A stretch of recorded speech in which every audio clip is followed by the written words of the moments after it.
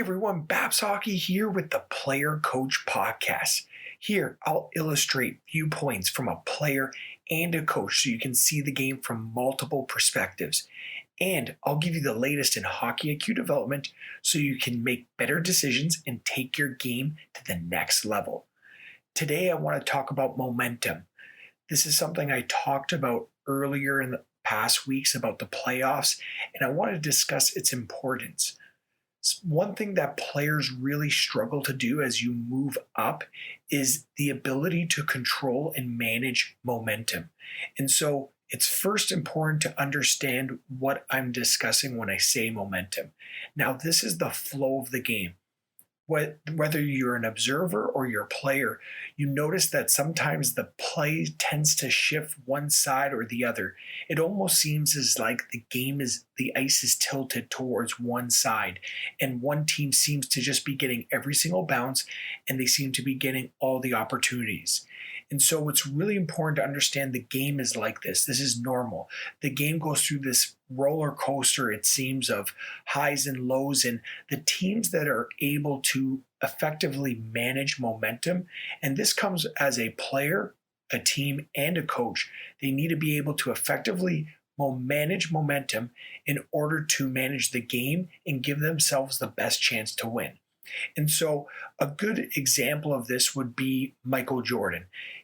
When you watch the documentary, and if you haven't, you really should, a lot of the feedback you hear from outsiders or teammates is as he got older, one of the things he was able to do was to manage momentum of the game, really use his experience to understand these patterns. And when you're able to do this effectively, you'll be able to dictate the play of the game. And this is something very evident in the playoffs. As you've seen, a lot of teams are unable to hold their 3-1 leads in a lot of game sevens as the playoffs have gone further. And players are really struggling to manage momentum because there's no change in venue. There's no change in hotel. There's no change in food. Everything is the same. You're in the same city, the same venue. It's very difficult to really create that artificial change physically. And so as a coach, I could see how this would be very challenging because at least during regular playoffs, when you have 2 home games, then you're on the road for 2 games, then you're back home. You see this shift and change, and then you have the fans. The fans are a huge dictator of momentum, and you see that. You see any player that's played in a very high-level game or high-pressure game can tell you about that type of pressure. And I've been in a couple game sevens, and one of the biggest ones was when we were up in Colorado, and that game 7 atmosphere in the third period was so crucial for Colorado moving forward, and you could feel the weight of those fans. And when you're watching past playoffs, especially teams like Nashville, like they're one of those teams when they went on that big run, those fans like really made a difference. And as you move forward, that's a big influencer of momentum.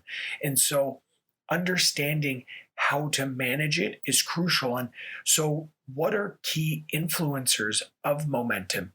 And it could be as big as a bad penalty, or it could be as simple as a missed icing. Like instead of getting to that red line, you chip that puck in a little too soon. Now you're stuck on the ice a little bit longer, and now the opposing team is allowed to have a offensive zone draw with a change, maybe putting on their top line, and now you're a little more tired. And it's little things like that. A great example is the Calgary-Dallas series, where you saw Calgary really had a stranglehold on the game. It was 3-0, and Lucic takes a bad offensive zone penalty, and I'm not blaming any players in particular, but it's just the situation. You take that bad zone penalty, and now Dallas gets an opportunity to get on the power play. Calgary isn't able to manage this shift in momentum. Dallas scores, and now they really start to build momentum in their favor, and it starts spiraling very quickly. And again, like I talked about, without the fans, without the change in venue, without the ability to really do much outside of just play, Calgary really struggled to manage Dallas tilting the ice in their favor, and you saw 5 goals scored in a period. And this has happened consistently, not just in games, teams blowing leads, it's in series, as you saw with Colorado almost coming back against Dallas. You saw with the Islanders almost blowing that series against the Flyers. They were able to shift momentum. And when that started to spiral, it really worked against them. And so it's very difficult to manage momentum in these playoffs. And so, as you saw, Calgary, if they're able to finish that game off, really keep their foot on the gas pedal, Dallas, really, their odds of winning that series go drastically lower.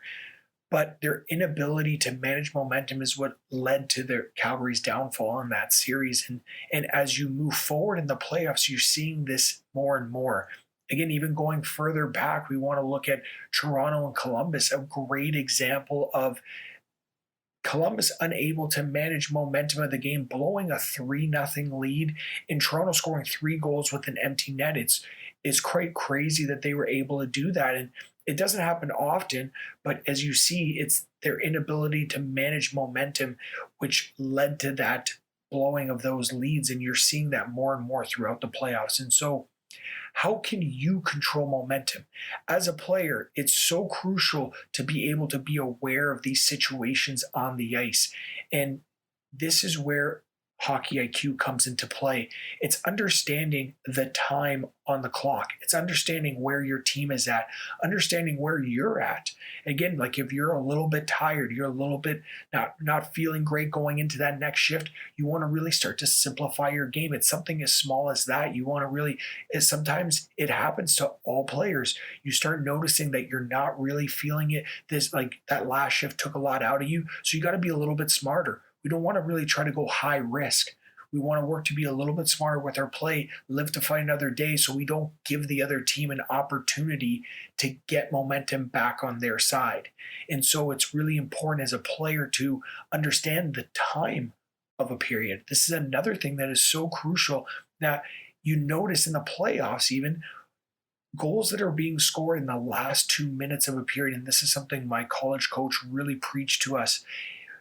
When you give up those goals late or early in a period, it really drains the life out of a team, especially at the end of a period when you have to go back into the locker room and think about what just happened or how this goal happened.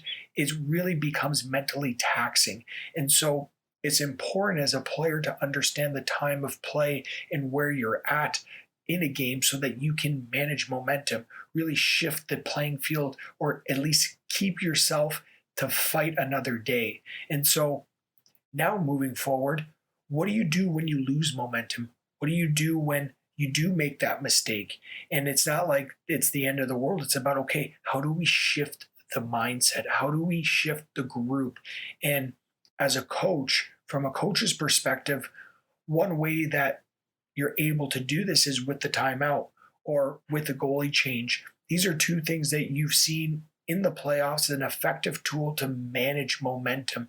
And so, as you've seen with Dallas, Dallas had Bishop go in net. He struggled early, and they went back with the original starter. And could I can't really say his name right, but he comes back into play. They switch the goalies. They lose that game, but then they're able to close out that series with Colorado. And that shift was it was huge. And as you move through, this goalie change is something that was very evident, a very useful way to manage momentum. Colorado did it. They made the shift with goalies, and they were able to change the momentum of that series and give themselves a better chance to win that series. Even though they weren't able to close it out, they were able to stretch it much longer because of that goalie change. So as a coach, using that as an effective tool in timeouts, that is a very useful tool to slow the game down. This is a very common trait you'll see. So sometimes players get very frustrated when coaches call a timeout or slow the game down by slowing down the changes. Understand that these are tactics to manipulate momentum. And so as a player, we have to understand why the coach is doing that. And that's where, again, we always come back to elite IQ, high IQ.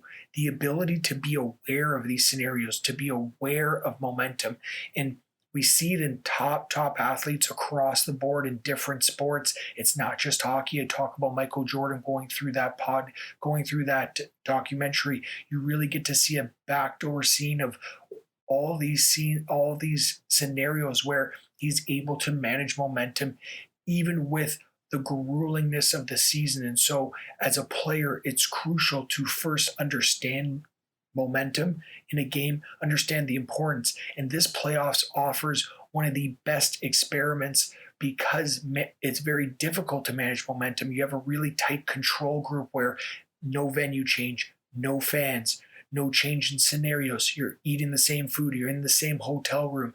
These are all things that really isolate the players. And now you get to see how players are able to change and manage momentum.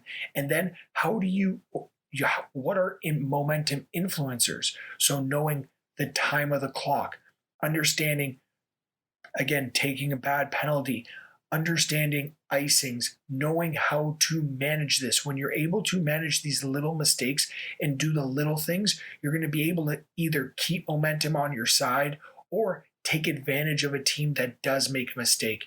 This is another big one here where when you see a team take an icing with an extended shift, this is your time to shift momentum, or this is your time to finish a team. These are key indicators and ways that you can really manage momentum and move it into your favor. So hopefully you enjoyed this podcast and really illustrated a theme that I've been noticing with all the games I'm watching the playoffs. So now with the remaining series, hopefully you're able to see this momentum shifts, these momentum influencers, and how players are able to manage and dictate play by understanding momentum. This way you can start implementing it into your game. Now also, I want you to know that I have the IQ Game course available with new updates coming shortly. So if you're interested, make sure to sign up today.